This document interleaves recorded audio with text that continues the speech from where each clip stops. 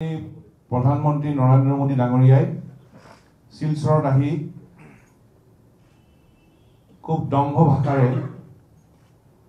অসমৰ খিলঞ্জীয়া মানুহৰ আবেগ অনুভূতিক মোহাৰি অবৈধ বাংলাদেশীক ৰক্ষণাবেক্ষণ দিবলৈ অসম চুক্তি উলংঘা কৰি একমাত্ৰ ভোট বেংক সুৰক্ষিত কৰিবলৈ জাতিধ্বংসী নাগৰিকত্ব সংশোধনী বিল অসমৰ ওপৰত জাপি দিয়াৰ কথা ঘোষণা কৰিছে আৰু এই কথাক আমি আজিৰ সভায় দুৰ্ঘৰ বিৰোধিতা কৰিছো আৰু আমি দিল্লীক ক'ব খোজো প্ৰধানমন্ত্ৰী নৰেন্দ্ৰ মোদী ডাঙৰীয়াক ক'ব খোজো কেন্দ্ৰীয় চৰকাৰক ক'ব খোজো বিজেপি নেতৃত্বাধীন কেন্দ্ৰীয় চৰকাৰ অসম চৰকাৰক ক'ব খোজো যে খিলঞ্জীয়া মানুহৰ ভাষা সংস্কৃতি পৰিচয় অস্তিত্ব নিষেধ কৰি দিয়া এই বিল বলপূৰ্বকভাৱে জাপি দিয়াৰ যি ব্যৱস্থা কৰিছে তাক আমি নেমানো আৰু তাৰ বিৰুদ্ধে ৰাজ্যজুৰি সংগ্ৰাম চলিছে আৰু সংগ্ৰাম চলিব মূল বিষয়টো এইটোৱে যে প্ৰধানমন্ত্ৰী নৰেন্দ্ৰ মোদী ডাঙৰীয়া কেন্দ্ৰীয় চৰকাৰ অসম চৰকাৰ বিজেপি দলটো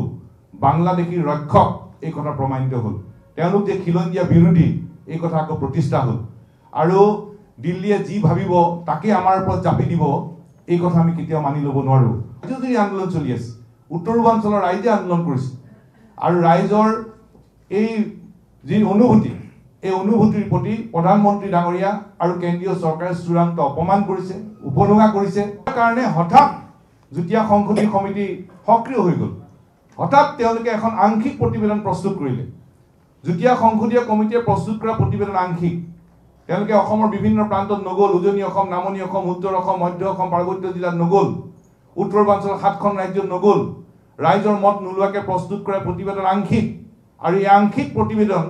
আমাৰ কাৰণে কেতিয়াও গ্ৰহণযোগ্য হ'ব নোৱাৰে তাক আমি ধিক্কাৰ দিছো তাক আমি মানি নলওঁ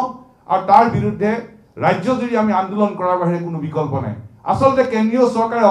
অসমখন সুস্থিৰ হোৱাটো নিবিচাৰে তেওঁলোকে অস্থিৰ হৈ থকাটো বিচাৰে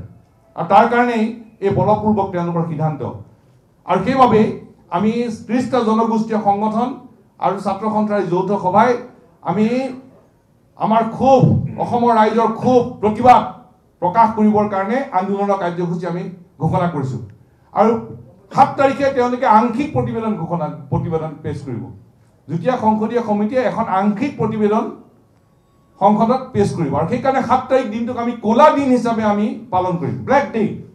সেইটো আমাৰ কাৰণে ক'লা দিন আৰু ক'লা দিন পালন কৰি সেই আংশিক প্ৰতিবেদন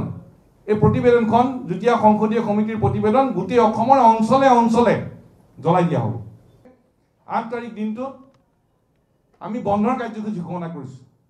আৰু আমি অসমৰ ৰাইজক ক'ব খোজো যে আমি একান্ত অনিচ্ছা সত্ত্বেও বন্ধৰ কাৰ্যসূচী দিবলগীয়া হ'ল আৰু আমি সদৌ অসম ছাত্ৰ সন্থাৰ মনৰ কথা ক'ব খোজো আমি 10 বছৰ অসম বন্ধৰ কাৰ্যসূচী লোৱা নাই 10 বছৰ ছাত্ৰ সন্থাই অসম বন্ধৰ কাৰ্যসূচী লোৱা নাই কিন্তু আজি আমি 30টা জনগোষ্ঠীয় সংগঠনেও আমাক আহ্বান জনাইছে